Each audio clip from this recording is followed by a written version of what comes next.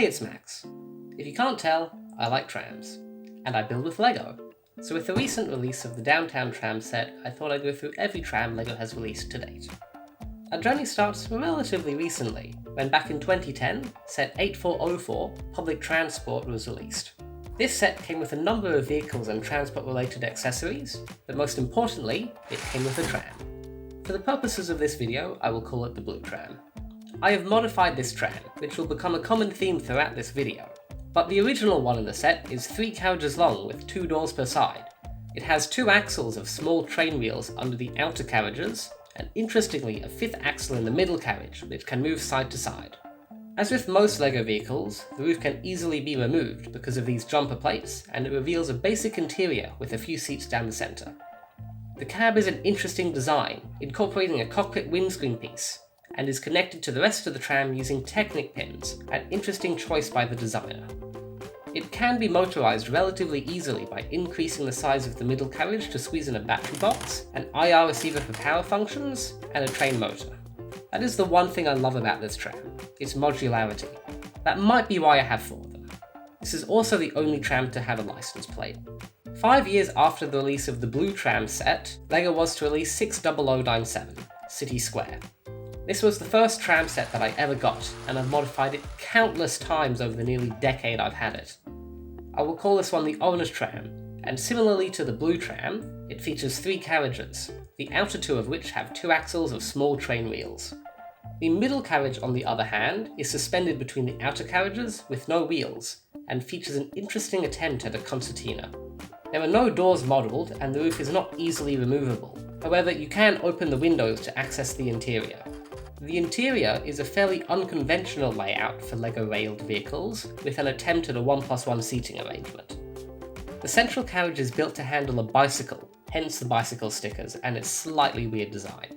The cab is a studs not on top build, and, similar to the Blue Tram, uses a windscreen piece on its side.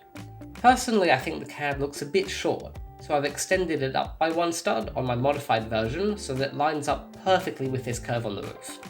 While it is possible to motorize the tram, it is extremely difficult due to the solid nature of the tram's design.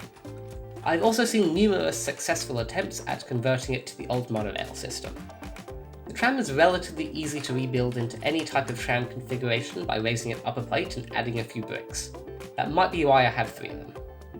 In 2020, yet another 5 years after the release of the previous tram, LEGO released set 60271, Main Square. This set features a Yellow Tram, and said tram is a sort of blend between 3 other LEGO vehicles: the Blue Tram, the Orange Tram, and the passenger train from around that time, which in of itself is a mix of a few older trains. The end carriages are reminiscent of the Blue Tram, with the same door pattern. However, the wheel configuration is akin to the Orange Tram. The roof is also made of an interesting design, considering that the normal roof pieces that would be used in this situation are not made in yellow. And of course, it is removable. The interior is much like the Blue Tram, however the cab is something right out of left field. I would say that it is most likely just an excuse to use the mould from the passenger train for something else. But why yellow LEGO? Why? It's almost the exact same colour. I've not seen many motorization attempts of this tram. In fact, the only one I can really think of is a pretty shabby job that someone did right when it came out. Personally, I really dislike this tram because of how the design makes it almost impossible to modify it without replacing half the parts. I was considering trying to modify it into a Cobra-esque design, however that was around the time I started focusing on mocks rather than modifying sets, so it so far has not eventuated. Only 2 years after the previous tram, LEGO came out with set 10308, Holiday Main Street. This set is the most unique on the list, as it is a festive set, and, unlike the previous 3, is not yet retired. It's modelled after a Cable Tram, likely one from San Francisco, and is the first tram on this list to feature full-size train wheels. This is done to accommodate a train motor, which can be swapped in by following LEGO's official motorization guide. The roof can be removed, and, interestingly enough, is not connected to the rest of the tram with studs. The only other thing I can think of with a similar design is the train from set 4855, which is based on the Chicago L. Unfortunately, it's not quite a tram, although it's practically the next best thing and definitely worth mentioning at least once in this video. The interior consists of a single lever for the gripman, as well as a double-sided bench for seating. Compared to the previous 3 trams, it's quite big, being wider and significantly taller than the others. I only got this tram recently, and since I parted it out, I don't have any stickers. When it originally came out, I digitally reskinned it to look more like the San Francisco Cable Trams, but I chose to get the original design, although I might still modify it in the future. And that brings us on to the reason I'm making this video. Set 60423, Downtown Tram and Station. It's so new, Bricklink doesn't even have a page for it yet, or at least it didn't at the time of recording. I will note that the set is called Downtown Streetcar and Station in some regions, but I like to refrain from using the S word, and for some reason here in Australia I've seen both names used. I'm honestly surprised that LEGO has acknowledged that trams exist, as they could have easily called this a train or even a light rail vehicle. Anyway, I have no more to say, let's jump back in time and build this thing.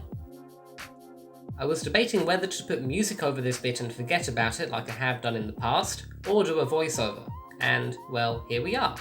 I must say that I find it amazing that LEGO is actively recognising that transport modes other than trains, buses, bicycles, and of course cars exist, because never in a million years would I have thought that LEGO would release a tram in its own dedicated set.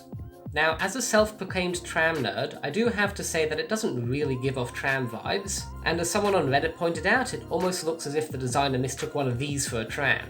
But of course, this is LEGO we're talking about, and anything goes, and I kinda like it. It's different, and it adds a new player to the field. If you want to see the speed build of the entire set, and not just the tram, then I'll leave a link to a video in the description that I might release separately in the future. Anyway, I have no idea how long to make this voiceover, and it's dragging on a bit, so let's wrap it up and review the tram in all of its reddish glory. This tram features the now standard 3 carriages. However, unlike the previous trams, each carriage is full-sized, and, more importantly, has 2 normal train wheels, an interesting choice on LEGO's part. There are the relatively new double door pieces on each side of the carriage, and unlike some previous attempts, LEGO has integrated them almost seamlessly. The roof can be removed to reveal a pretty standard interior in each outer carriage, and a special step-free access door with a step in it in the central carriage. Somehow, it still manages to be more accessible than Melbourne's tram network, which is meant to be fully accessible in, 2 decades ago. The cab is its own separate compartment tacked onto the ends of the outer carriages, and has this nice, almost streamlined curve on the front, with some new transparent pieces to match. I love that it features a brick-built tapered nose, something that I am very experienced with. For some reason, it seemed to confuse a lot of people into thinking that this tram is only 4 studs wide when it was first announced. Weird. Since this set is so new, I haven't seen any motorization attempts yet. Other than my own. I decided to go about it by adding a 4th carriage. It's extremely rough around the edges because I'm a bit short on red bricks in the windows, but as a proof of concept it absolutely works. Well, it's been a few days since I recorded that bit, and since then I've seen many motorization guides around on YouTube, most of which involve incorporating a motor into the carriage itself while only using 1 axle, similar to the official guide for the Cable Tram. Overall, I don't dislike this tram, and with time I'm sure I'll grow to like it more. Nothing can be good on 8404 though. And with that, I think I've covered every tram pretty well, although if I've missed anything, please feel free to crush my hopes and dreams in the comments. Next time, I'll return to make one last video on my Comenge, followed by a few other things I've designed recently. So, without anything further to say, thanks for watching, see you next time.